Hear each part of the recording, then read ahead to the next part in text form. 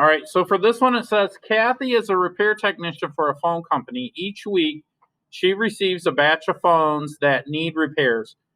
The number of phones that she has left to fix at the end of the day can be estimated with the equation P equals 108 minus 23. I think that's important, so I'm just gonna P equals 108 minus 23D, where P is the number of phones and D is the number of days she has worked that week. What is the meaning of the value of 108 in this equation? So let me read that again. It says Kathy is a repair technician for a phone company. Each week she receives a batch of phones that need repairs.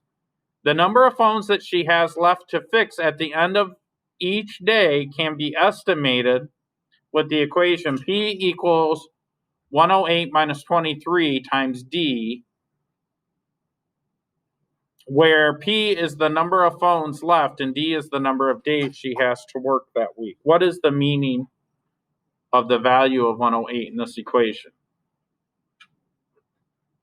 Well, let's look at this. So on the first day, if it, well, I mean, not the first day, but on the how many days she has left on the last day, right?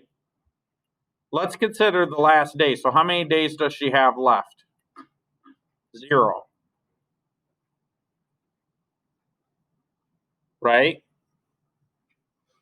Or actually, it's how many days she's worked, right? Because D says the number of days she has worked. So if I plug in 0, that means D equals 0. She has worked 0 days. So it's the first day. I had to think about that.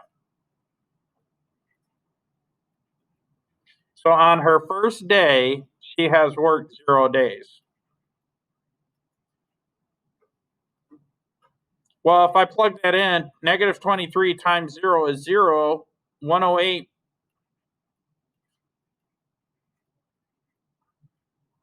represents the number of phones she has left.